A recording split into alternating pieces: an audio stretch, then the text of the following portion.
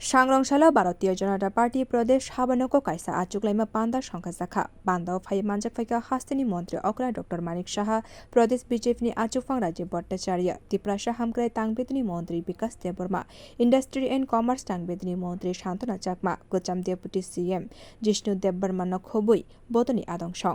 पान्दाव राज्य भट्टाचार्य शाखा बस्काङ Lok Sabha चङमारिनो Bwskangni toniwi dalbidal thayo samung butang khlaijagoi tongo sini abono naharmung hakotoni mantri Bwkhaktui Narendra Modi no haina hai tewaisa mantri Bwkhaktui ni achuk thayo nainani Tripura hasteo bo kaini lok sabha achuk thai tongo aro bo poddo bubar tubunani bagai dalbidal thayo panda sangka jagai tongo haste hapang Tripura hamgrani bagai tabuni double engine hapang je samung khlaimani aborok no tuye koklam salaijanai hini saka Raji Bhattacharya शुभं करोति कल्याणं आरोग्यं धनसम्पदं शत्रुबुद्धि विनाशनं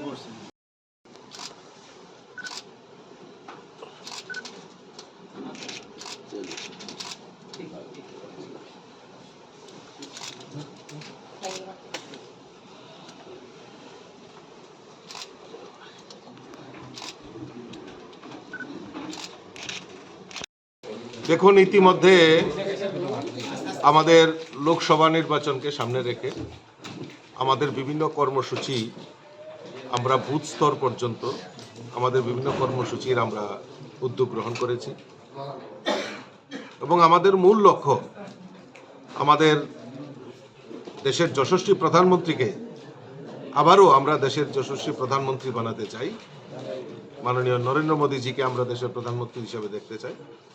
এবং আমাদের এই ত্রিপুরা রাজ্যেও দুটি লোকসভা আসন রয়েছে সেখানেও আমরা দুটি কেন্দ্রেই পদ্ম ফুল ফুটিয়ে আমরা নরেন্দ্র মোদীজির হাতকে শক্তিশালী করার লক্ষ্যে আমরা বিভিন্ন কর্মসূচি আমরা হাতে নিয়েছি তার মধ্যে একটা অন্যতম আজকের যে বৈঠক সেই বৈঠকটা হচ্ছে যে আমাদের জনজাতি এলাকার 20টি সিট রয়েছে সেখানে আমাদের 20 জন কার্যকর্তা যারা এই নির্বাচনকে সামনে রেখে তারা বিস্তারক হিসাবে এই 20টা সিটে ওনারা যাবেন এবং সেখানকার যে সাংগঠনিক স্থিতি তার বৃদ্ধি করা এবং কোনো জায়গাতে যদি কোনো রকম খামতি থাকে সাংগঠনিক খামতি থাকে সেগুলি পূরণ করা এবং রাজ্য সরকার জনজাতি কল্যাণের জন্য আমাদের সরকার ডাবল ইঞ্জিনের সরকার যে কাজগুলি করেছে সেই কাজগুলি নিয়ে সেখানে আলোচনা করা জনজাতিদের মধ্যে আমাদের সংগঠনকে আরও বেশি করে বিস্তার লাভের জন্য আমরা আজকে এই বৈঠক ডাকা হয়েছে এখানে আমাদের মাননীয় মুখ্যমন্ত্রী প্রাক্তন উপমুখ্যমন্ত্রী জিষ্ণু দেববর্মা ওনারাও উপস্থিত থাকবেন এবং ইতিমধ্যে আপনারা জানেন যে আমাদের বিকশিত ভারত সংকল্প যাত্রা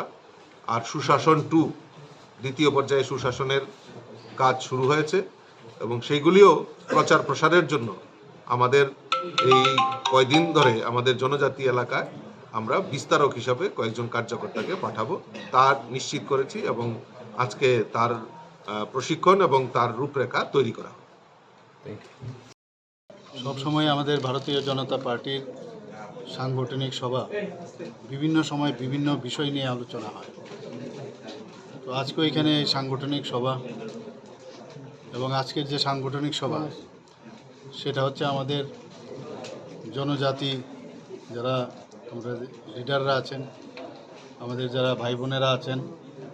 এবং বিভিন্ন ডিস্ট্রিক্টের প্রেসিডেন্ট মন্ডল প্রেসিডেন্ট যারা আছেন তাদেরকে নিয়ে আজকের বসা আপনারা সবাই জানেন যে এত বড় একটা বিজয় মাননীয় প্রধানমন্ত্রীজির নেতৃত্বে আমরা পেয়েছি তিনটা